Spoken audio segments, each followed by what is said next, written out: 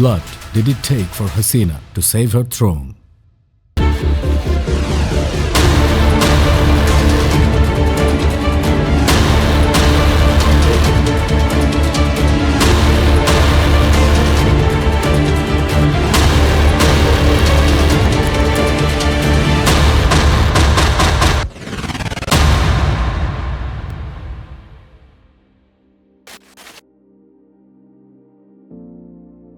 The government thought cutting the internet off would silence the people. No internet, no problem. But instead, it brought them together. Protesters relied on media like Bluetooth messaging apps, SMS groups, or FTP servers to keep the fight alive.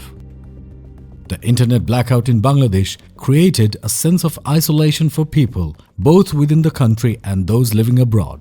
Families were unable to contact their loved ones, and the absence of communication channels made it harder to grasp the magnitude of the crisis unfolding. For those living abroad, it was a nightmare. They were left on edge, desperate for any news. There was a media blackout, there was internet blackout, and so many people didn't know what was happening. That hundreds and hundreds of people were being shot dead by the police, by the military, by the border guards of their very own country. The bullets that they paid for by their own tax money were being used against their own children. But people didn't know because the electronic media wouldn't say that people were killed. In the hour of darkness, online portals, newspapers and magazines stepped up. They risked everything, even their own safety, to report the truth. These brave individuals worked tirelessly to show the world the horrors unfolding in Bangladesh and to keep families connected even when it felt impossible. They became a vital lifeline for information, providing detailed reports about the protests, the struggles of the people, and the spirit of resistance. I know that older generation or even like people in Gen Z kind of vilify that, you're going on social media, it's leading to doom scrolling, it's leading to something. But this is the standard way that Gen Zs are relying on communication. This is your new format of communication. You can't really deny that. So during the time of the blackout, I needed some support in managing the media platforms, vetting the news, designing. So I had to create a team internationally.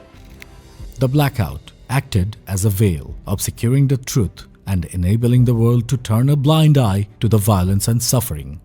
Police arrested over 1,400 people and raids were carried out in the dorms and houses of students. Ria Gope wasn't a part of the protest. She was just a child on her rooftop until a bullet found her. A 6-year-old became the revolution's youngest martyr.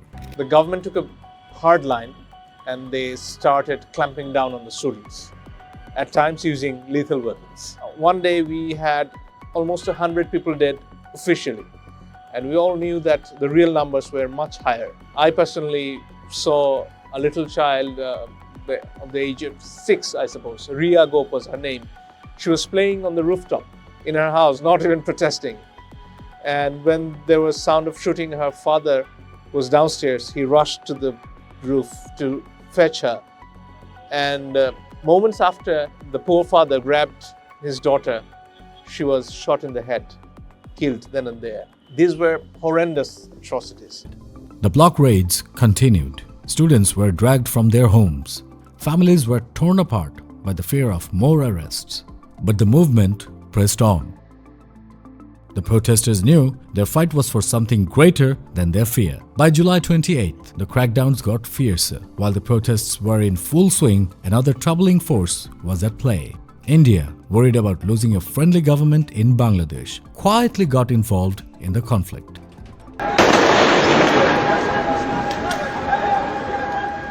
Reports suggest that India's intelligence agency, RAW, supported the government's harsh crackdown on protesters. So I asked support from my co-founder's friend who was in Malaysia, and he supported me for a couple of days, but someone called him a few days later saying that he should stop getting involved in the front page activities and claimed to be someone who's an agent of RAW, which is a research department of India. There were claims of foreign armed personnel entering Bangladesh. Reportedly, Hindi-speaking policemen were spotted during the violence carrying out operations against the demonstrators. What was India really trying to do? Were they afraid that if this government fell, they would lose their grip on Bangladesh? On July 25th, Sheikh Hasina made her first public appearance visiting a damaged metro rail station, expressing her grief for property damage instead of lives lost, which angered the protesters even more. The way that the movement also transpired was through a lot of graphical and visual kind of material.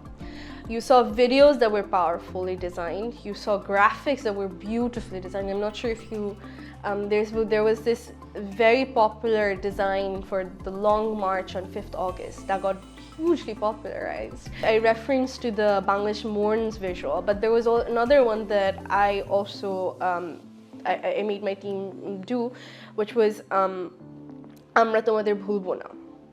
And this was Amon Deshti Kothao Ar Pabe Na Ki Tomra. There is one such artist who spoke up by making art that spoke against the regime. As a celebrated Bangladeshi cartoonist and artist, he became a powerful voice in the Gen Z revolution. যখন এই জুলাই মুভমেন্টটা হইল তখন আমার কাছে মনে হচ্ছে শুধু এই আন্দোলনে এই মুভমেন্টে শুধু আঁকলেই হবে না, আমাকে রাস্তায়ও নামতে হবে। তো আমি রাস্তায় নামছি। আল্লাহ থাকে না যে বলে যে কি চাইতেছো বুঝে শুনে চাইও, হ্যাঁ, কারণ আল্লাহ কখন দিয়ে দেয় কবুল করে ফেলা ইউ নেভার নো। তো আমি যে আমার ওই যে ফেলিয়ারটা ছিল, হ্যাঁ, যে মিলিটারি জয়েন করব কেন, কারণ দেশের জন্য গুলি খাবো। অ্যান্ড দেন এলাকার অলরেডি তখন খবর পাওয়া শুরু হয়েছে যে আমি যাতে বাসায় বা এলাকায় না ফিরি, কারণ আমার নামে থানায় রিপোর্ট যেতেছে, হ্যাঁ, এলাকায় পাইলে ধরে নিয়ে যাবে। কার্টুন আঁকতাম লুকায় লুকায়, বিভিন্ন এরিয়ার খবর নিতাম, বিভিন্ন এরিয়াতে যাইতাম হচ্ছে গিয়ে গ্রাফিটি করতে, আন্দোলনে যুক্ত হইতে, হ্যাঁ, রুট প্ল্যান করতাম আমরা যে এটা কোন দিকে। প্রতিদিন সন্ধ্যার পরে আবার হচ্ছে আমরা আলোচনা করতাম যে কালকে কি এই জিনিসটা কন্টিনিউ করবে নাকি ফল করবে, হ্যাঁ, আন্দোলন কি আমরা চালাই যেতে পারবো, হাসিনা কি ফল করবে, হাসিনা কি নামবে, এটা কি আদৌ মানে ফ্রুটফুল হবে নাকি ফ্রুটফুল না হলে তো ধরে নেই আমরা শেষ, হ্যাঁ, আমরা কি পালানোর ব্যবস্থা করবো না গুলি খাই মোর। আমি তো বলছি ভাই আই ডোন্ট কেয়ার এনিমোর, হ্যাঁ, যদি ফল না করে, যদি না নামে, আমাদের বাইচা তো থাকবো না ফর শিওর, যদি দয়া করে বাঁচাও রাখে তাহলে মিজারেবল লাইফ লিড করবো, হ্যাঁ। So we have to try our level best. এখন আর there is no coming back. From the 20th of July, violence escalated with 21 deaths on the first day of curfew. Nahid Islam, one of the protest leaders, was kidnapped and tortured. আমাকে 4-5 জন জোর করে নিচে নামিয়ে একটি গাড়িতে উঠায়। আমি নিচে 3 থেকে 4টি গাড়ি দেখতে পেয়েছিলাম। গাড়িগুলা এর মধ্যে একটা পুলিশ বা বিজিবির গাড়ি ছিল। তো গাড়িতে ওঠানোর পর আমাকে 3-4 স্তরে কাপড় দিয়ে আমার চোখ বেঁধে দেওয়া হয়, আমাকে হ্যান্ডকাফ করানো হয় এবং গাড়িটা 30-40 মিনিটের মতো চলে। পরে আমাকে একটা বাসায় একটা রুমে নিয়ে যাওয়া হয়। By July 29th, over 2,800 students in Dhaka were arrested. Even teenagers, like 17-year-old Islam Fayyaz, faced brutal detentions. The police took this innocent juvenile to remand for 7 days for protesting against the corrupt system. The government had detained a total of over 213,000 people. There was a 17-year-old student who still didn't even give his HSCs or A-levels, was arrested because he spoke out and he also was in the protest. And he was also wearing a Bangladeshi cricket team jersey. When he was being taken to the jail, he was in handcuffs, a 17-year-old minor. And he was also sentenced to remand, which was not, as far as I'm aware, not permitted to be enforced on a minor. Meanwhile, 6 of the main leaders of the Quota reform movement were still in custody of the detective branch DB. Prominent citizens formed a group to investigate what was happening and asked for public support. Even the European Union put partnership talks with Bangladesh on hold because of the situation. In a bold move, hundreds of HSC students said they would boycott their exams until their fellow students were released. The arrests didn't break their spirit. They only made it stronger. They thought fear would break the movement. It didn't. Even with their leaders detained, the movement found strength, with professors and citizens of all ages uniting under one cause. When the leaders were taken, the people took the lead. The coordinators were forced to issue withdrawal statements from the DB office. The student leaders laid out clear 9-point demands for justice and change. They wanted an apology from Sheikh Hasina, resignations from certain ministers and university leaders, punishment for those behind the attacks, compensations for victims, and protection for the protesters. The students knew that after the loss of so many lives, just reforming the quota could no longer be the only outcome. On July 22nd, Nahid Islam was released. He was badly bruised and tortured, and by July 23rd, the government had reformed the quota system. But students rejected it, demanding justice for all the deaths. On July 30th, the government declared a day of national mourning to remember those killed in the violence, asking places of worship to hold special prayers. In response, the anti-discrimination student movement urged people to cover their faces with red cloth and post photos online to reject the government's mourning. Soon, Facebook was filled with red profile pictures as a show of support for the students. As the protests grew, more groups joined in, including teachers who held rallies, parents protesting the loss of their children, and public figures demanding accountability from the government. On the 29th of July, the Supreme Court rebuked the police for their brutality. Lawyers and teachers joined the protesters, standing side by side with the students. A march for justice united the nation like never before.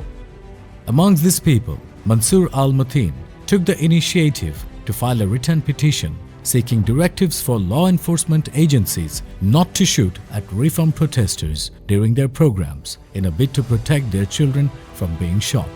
Amidst the turmoil, the government announced plans to ban Jamaat Shibir. Since 2018, there was a movement by the students for reform of the quota system in government jobs. After their movement in 2018, the quota system was abolished altogether. But it was brought back by a judgment of the High Court Division. That again created new spar among the students, and they came to the streets protesting. The government took a hard line and they started clamping down on the students, at times using lethal weapons. One of my colleagues, Ainu Nahar, she's a judge of the Supreme Court now, she called me and she's asked me whether we had anything to do at all. I told her that we'll probably file a case, but maybe it would serve no purpose, but it's worth a try. So both of us, we came together, we drafted a petition to ask the court for direction upon the government to stop using live rounds and not to use more force than that was permitted by law. So we came up with that.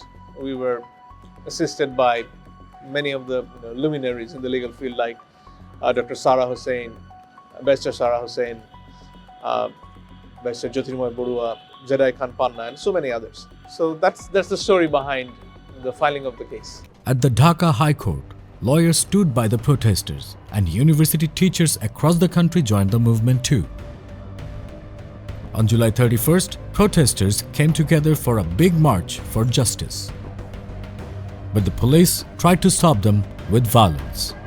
As the darkness closed in and the fight felt endless, the protesters knew for sure if they didn't win this fight, they would be dead meat by the morning. In these times of extreme conflict, when the odds seem insurmountable and the enemy relentless, it's easy to feel trapped in a never-ending struggle with no clear way out. This vivid image of fighting not just for a cause, but for sheer survival showed the raw reality of what many faced during that tumultuous night. It was a stark reminder of how conflict could strip away the veneer of politics and ideals with the primal instinct to live.